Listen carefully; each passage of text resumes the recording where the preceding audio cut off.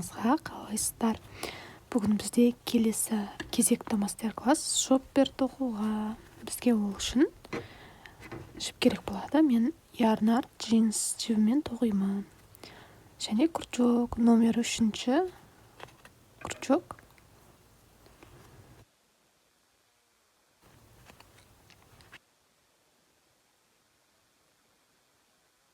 Бастаймыз. Әртүрлі жіппен тоқсаңыздар болады, өздеріңізге ыңғайлы.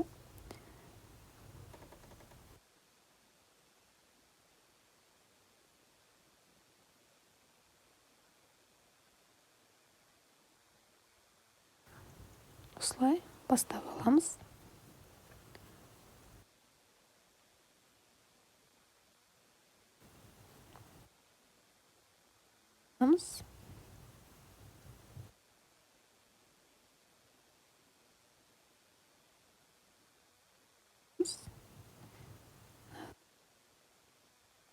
Енді тағы да ілеміз, сонымен біздің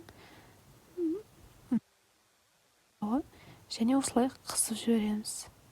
Сөгіліп кетпеу үшін тоқуға дайын, немесе байлап алсаңыздар болады.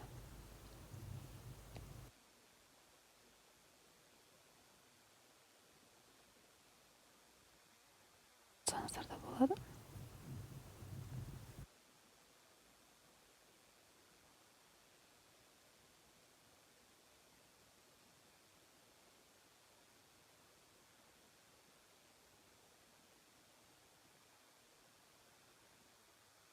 Өздеріңізге керекті мөлшерде аламыз. Осылай ілмектерді іліп аламыз. Өзіңізге керекті мөлшерде іліп аласыз. Сантиметр болу керек шоппердің мынандай ені. Ал өздеріңізге керекті мөлшерде метрмен өлшеп іліп алсаңыздар болады. Осылай ілмек іліп аласыздар. Мөлшерде ілмекті іліп алдым. Осылай шықты. Камерадан толық көрініп тұрған жоқ. Осылай шопперді тоқып бастаймыз. Мен бұл жерде полстолбик әдісімен тоқимын. Біз ол үшін бірінші 3 рет тағы да ауада 3 ілмек іліп аламыз. Орап, осы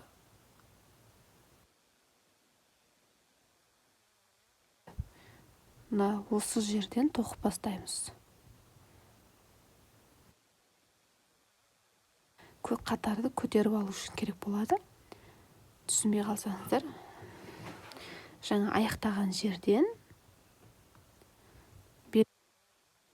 содан соң ауада 3 ілмек ілесіздер.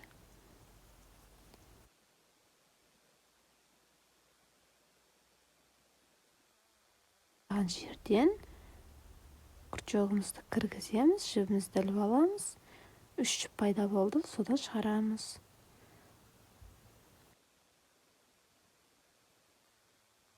Болды. Дәл осылай. Осы жерге дейін тоқып шығамыз.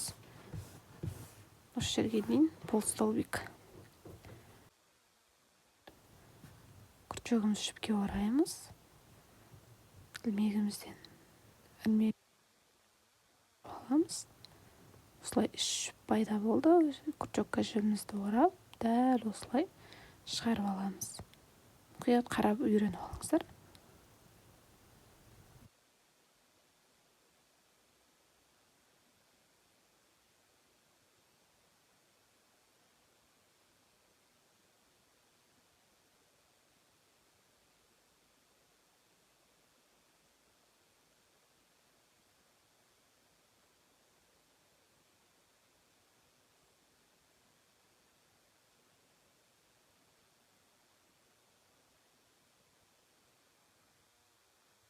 Осы жерге дейін өз беттеріңізше тоқыңыздар.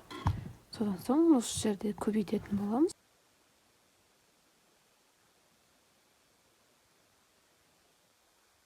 Енді осы жерден бір ілмектен 6 столбик іліп шығуымыз керек. Бір жерден 6 рет ілетін боламыз осы бұрышына. Бірінші столбигімізді іліп жатырмыз.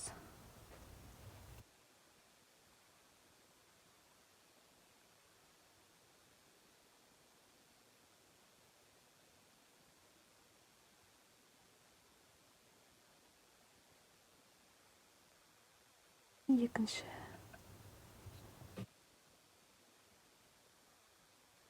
Сілеміз.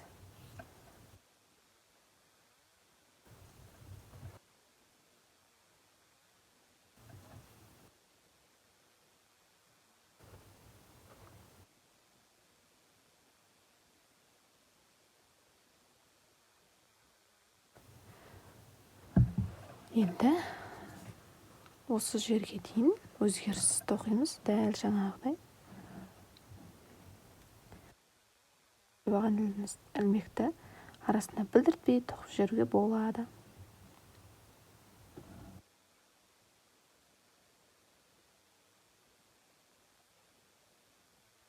Дейін бұл столбиктерді іліп шығамыз.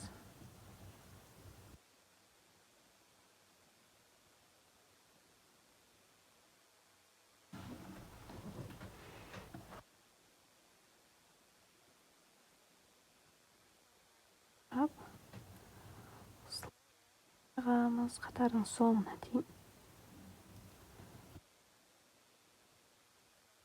Бар, ал кейіннен еш өзгеріссіз тоқылады. Шопперіміз.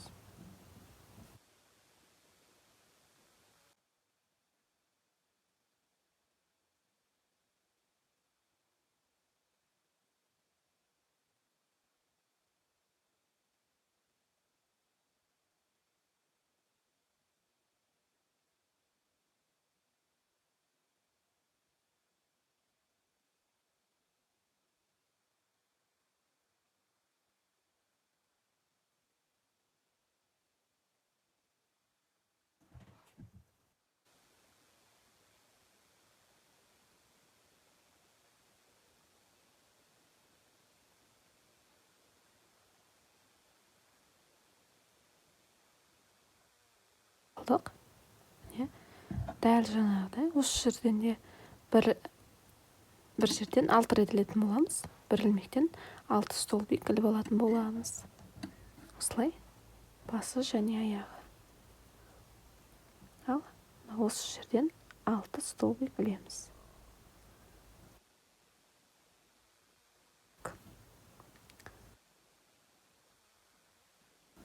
Және үшеулі керек.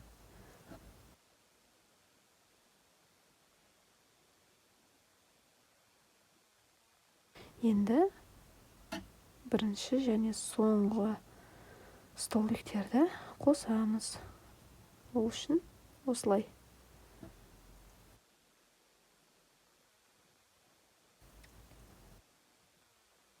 Бірінші алған столбиктен кіргізіп іліп аламыз және осылай шығарамыз. Ал дайын болды. Енді екінші қатар еш өзгеріссіз столбиктерді іліп шығамыз. Ауада 2 рет іліп аламыз, көтеріп. Еш өзгеріссіз осы жерге дейін пол столбиктерімізді іліп шығамыз.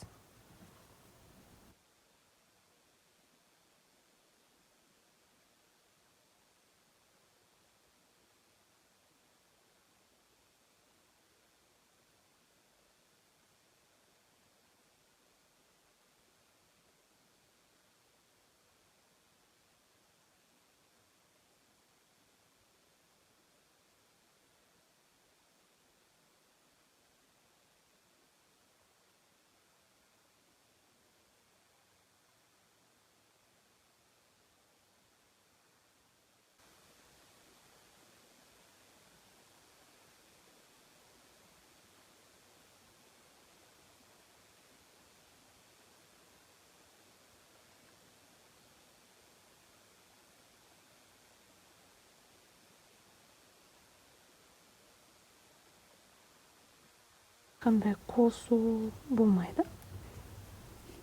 Өзгеріс Ал соңына да келіп қалдық. Соңғы ұяшық пен бірінші ұяшықты қосып аламыз. Бірінші столбикті. Бізбен шоферімізді керекті мөлшерге дейін өздеріңіз қанша сантиметр болған қалайсыздар. Мен 30 сантиметрдей тоқитын шығармын. Сол жерге дейін өздеріңіз тоқыңыздар. Өз бетіңіз тоқылады. Дәл осы әдіспен мен өлшеп алсаңыздар болады. Өздеріңізге қажетті мөлшерде тоқыңыздар.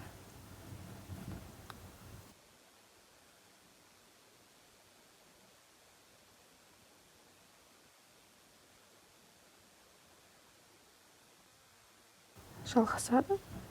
Ал соңына дейін тоқыңыздар. Содан соң бауын бірге тоқимыз. Солай өздеріңізге керекті қанша ыңғайлы солай тоқып аласыздар.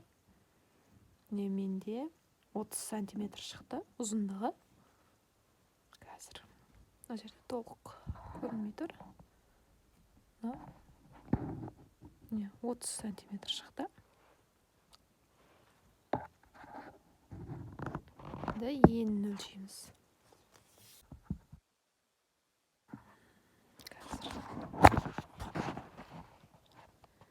Ені 32 сантиметр шықты. Сантиметр. Бауын тоқитын боламыз. Ол үшін қатарды аяқтап аламыз.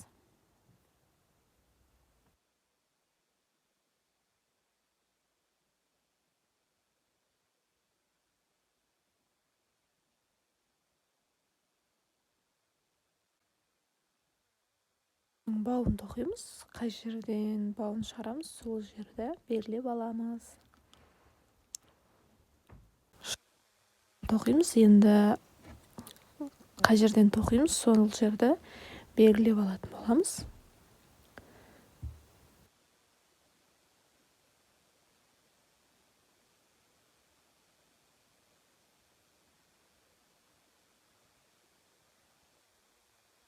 Дұрыс шығар деп ойлаймын.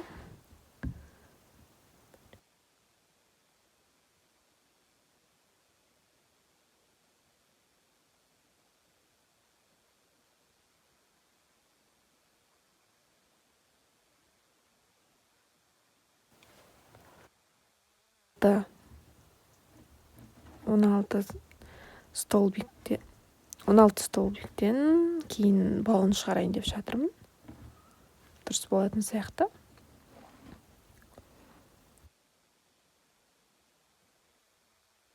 Тоқимын. Алып қосып аламын. 2 ілмек іліп аламын. Енді 4 ілмек, жоқ, 5 столбиктен бауды шығарып аламын. Жартылай пол столбик тоқимын бұл жерде де, бауында да.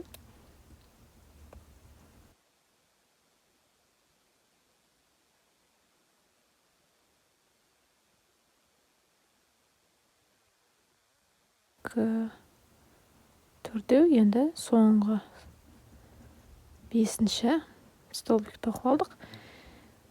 Енді айналдыра екінші қатар.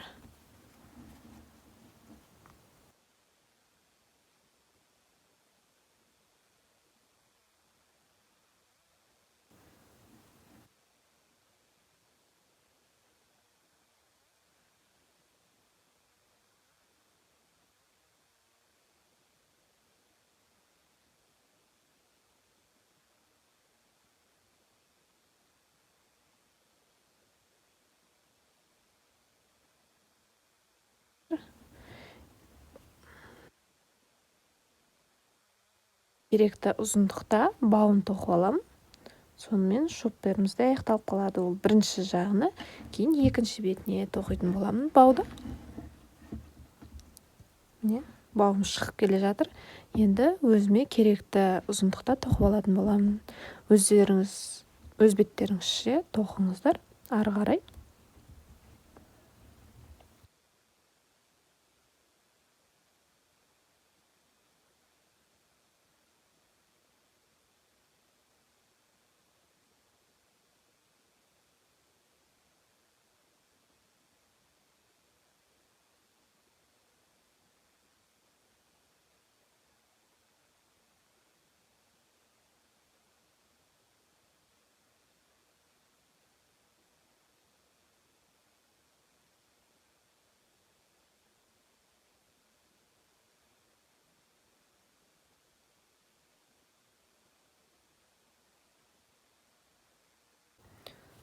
Бауын тоқып аламыз сумканың. Енді оны жалғаймыз. Дәл жаңағындай 16 столбик санап аламыз және сол жерден жалғаймыз. Бау бұралып қалмау керек, соны дұрыстап реттеп аламыз.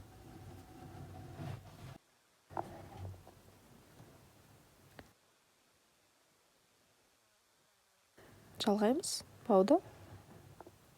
Бірінші, міне, осылай өткізіп аламыз. Жіпті крючокқа іліп, осылай шығарамыз. Және бірінші өрімнің бірінші жағынан аламыз. Ал бау тоқылған жердің екінші жағына өрімнің екінші жібін аламыз. Осылай жалғаймыз, қосамыз. Яғни дәл осылай тоқимыз.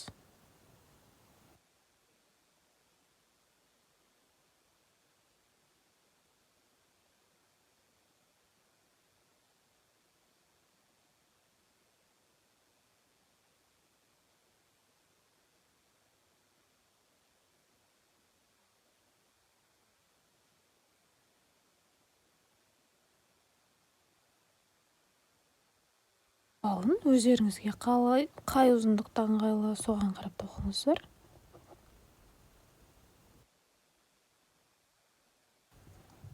Аяқталды.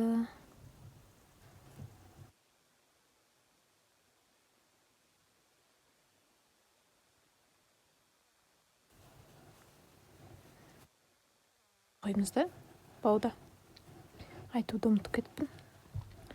Енді жіпті осылай сөгіліп кетпес үшін арасында тоғыз жібереміз білдіртпей.